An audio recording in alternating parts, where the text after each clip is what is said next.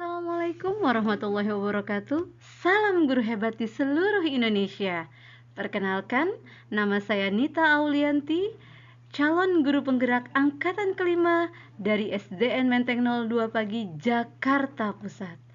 Teman-teman guru di seluruh Indonesia, hari ini saya akan mencoba menjabarkan koneksi antara materi, kesimpulan dan refleksi modul 1.1. Terkait dengan apa yang saya percaya tentang peserta didik dan pembelajaran di kelas sebelum saya mempelajari modul 1.1. Yang paling pertama adalah saya mengibaratkan peserta didik seperti kertas yang kosong. Seperti yang sudah saya sampaikan tadi bahwa manusia terlahir dengan keadaan yang bersih, putih, tanpa ada goresan apapun. Dan pendidikanlah yang akan menuangkan goresan-goresan itu. Selanjutnya, pembelajaran terfokus pada target kurikulum, bukan pada 4 keterampilan atau kompetensi utama. Sebelum mempelajari modul ini, saya berpikir bahwa pembelajaran harus memiliki target utama, yaitu adalah tercapainya kurikulum. Selain itu, saya juga merasa bahwa peserta didik memiliki keseragaman dalam pola berpikir. Artinya, seluruh peserta didik dalam keadaan homogen, tidak ada yang membedakan. Yang membedakan adalah bagaimana dia berusaha untuk menuangkan, untuk mengambil semua yang ada di lingkungan sekitar. Yang terakhir, saya juga berpikir dan saya percaya bahwa punishment merupakan salah satu cara untuk menghilangkan kekeliruan. Ternyata, apa yang saya pelajari dan apa yang saya pahami sebelum saya mengikuti guru penggerak dan mempelajari modul 1.1 sedikit keliru dan harus diluruskan.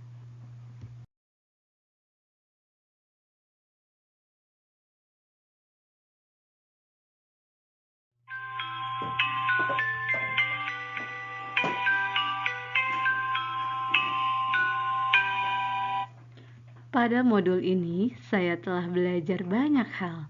Yang paling pertama adalah dasar-dasar dalam pendidikan. Ki Hajar Dewantara menjelaskan dalam dasar-dasar pendidikan adalah tujuan pendidikan. Tujuan pendidikan yang paling utama adalah mengantarkan anak-anak untuk mencapai keselamatan dan kebahagiaan setinggi-tingginya, baik sebagai manusia individu maupun manusia sebagai anggota masyarakat. Selain itu, Ki Hajar Dewantara juga menjelaskan bagaimana pendidikan dan pengajaran merupakan sebuah usaha untuk mempersiapkan persendian untuk segala kepentingan hidup manusia, baik dalam kehidupan bermasyarakat maupun hidup berbudaya dalam arti yang seluas-luasnya.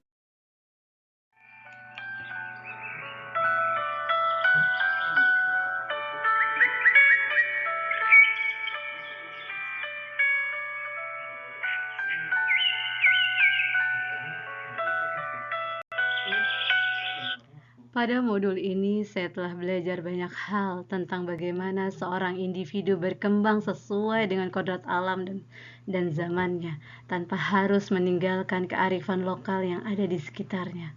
Selain itu, Ki Hajar Dewantara juga mengajarkan bagaimana pendidikan harus menyesuaikan dengan zamannya. Tujuannya satu, hanya untuk mempersiapkan peserta didik atau generasi-generasi berikutnya yang lebih tangguh dan mampu mendapatkan kebahagiaan yang setinggi-tingginya.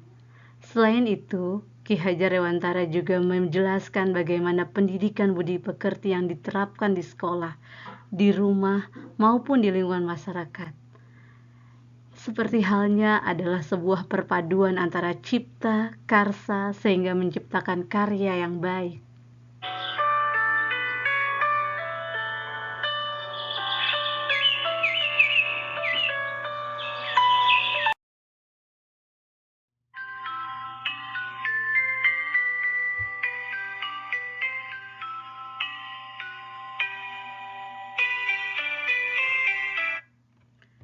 Sistem Among yang dijelaskan oleh Ki Hajar Dewantara melalui semboyannya Ingarso Sungtolodo, Imadio Mangunkarso, dan Dutmuri Handayani merupakan sebuah pedoman dalam pendidikan yang sangat mendalam. Di depan memberikan contoh yang baik, di tengah memberikan tuntunan agar mereka tetap berada di jalannya, tanpa harus keluar dari relnya. Di belakang harus mendorong dan membangkitkan semangat mereka untuk selalu berkarya dalam segalanya.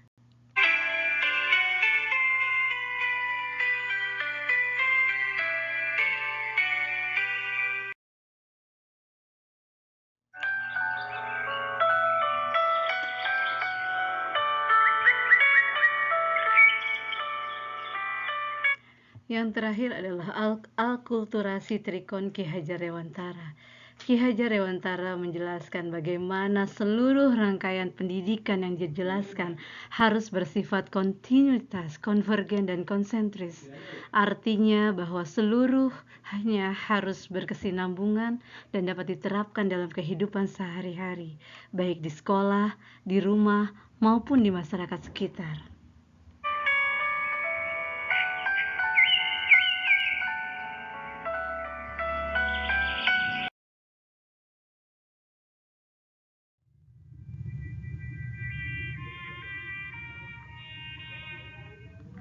Pemantik selanjutnya adalah apa yang berubah dari pemikiran atau perilaku saya setelah mempelajari modul 1.1 ini. Teman-teman guru di seluruh Indonesia, banyak hal yang berubah setelah saya mempelajari dan memahami modul 1.1 ini. Mulai bagaimana cara saya memandang bahwa peserta didik adalah sebuah kertas yang telah terisi, sebuah benih tanaman yang harus kita rawat, dan kita harus menjaga agar dia tetap menjadi tanaman-tanaman yang luar biasa nantinya. Kemudian bagaimana saya menciptakan pembelajaran di kelas, dan bagaimana saya memandang bahwa pendidikan ini dan nilai bukanlah salah satu atau satu-satunya faktor dari keberhasilan sebuah pendidikan.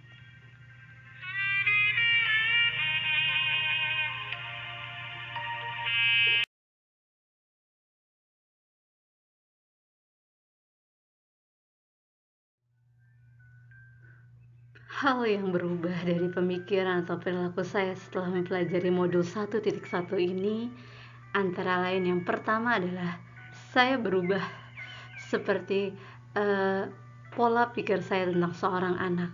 Setiap anak memiliki kekuatan kodratnya sejak lahir, seperti yang dijelaskan oleh Ki Hajar Dewantara bahwa seorang anak adalah benih-benih tumbuhan ataupun benih-benih tanaman yang secara naluri pendidikan merupakan wadah untuk memberikan yang terbaik agar dia bisa berkembang menjadi manusia yang lebih baik.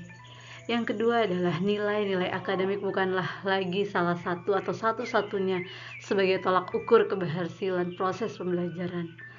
Namun semua keterampilan yang dimiliki, kompetensi yang dilalui oleh peserta didik merupakan buah dari hasil proses pembelajaran yang panjang. Yang ketiga adalah peserta didik memiliki karakter yang multikultural. Saya tidak lagi berpikir bahwa seorang peserta didik yang saya hadapi adalah homogen, tidak lagi seperti itu. Tapi peserta didik memiliki karakter yang multikultural, yang memiliki nilai-nilai estetika tersendiri, nilai-nilai etnik yang harus kita kembangkan sesuai dengan kodratnya. Yang terakhir, selain perubahan pola pikir, saya juga mampu mengontrol emosi, menerapkan sistem-sistem amung baik sebagai pribadi seorang guru maupun sebagai seorang ibu.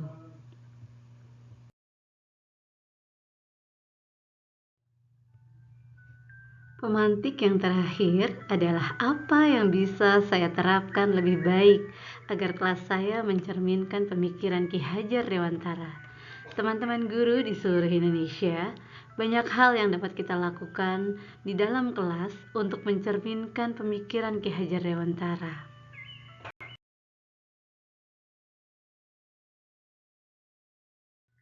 Yang dapat saya terapkan lebih baik agar kelas saya mencerminkan pemikiran Ki Hajar Dewantara.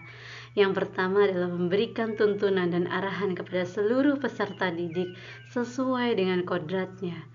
Yang selanjutnya melaksanakan pembelajaran yang bermakna dan menyenangkan sesuai dengan zamannya, Artinya, saya berusaha sebagai seorang pendidik memberikan ruang gerak yang seluas-luasnya, memberikan kemudahan dan kelancaran dalam proses pembelajaran kepada siswa untuk mengembangkan seluruh bakat dan minat yang mereka miliki, sehingga mereka bisa menjadi manusia-manusia yang lebih baik, generasi-generasi yang memang diharapkan oleh zamannya.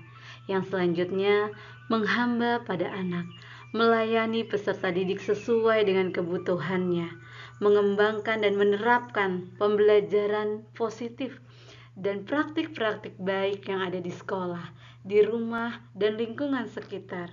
Untuk itu, proses dan praktik baik ini harus dilakukan secara berkelanjutan.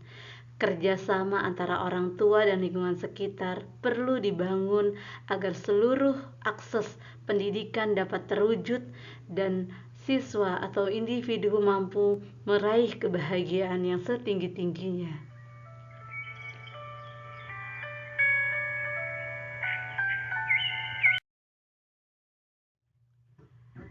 Nah, teman-teman guru di seluruh Indonesia, itulah koneksi antar materi, kesimpulan dan refleksi modul 1.1 yang sudah saya sampaikan. Semoga apa yang hari ini saya sampaikan bisa bermanfaat untuk kita semua dan bisa menginspirasi Bapak dan Ibu semuanya. Assalamualaikum warahmatullahi wabarakatuh. Salam guru hebat di seluruh Indonesia.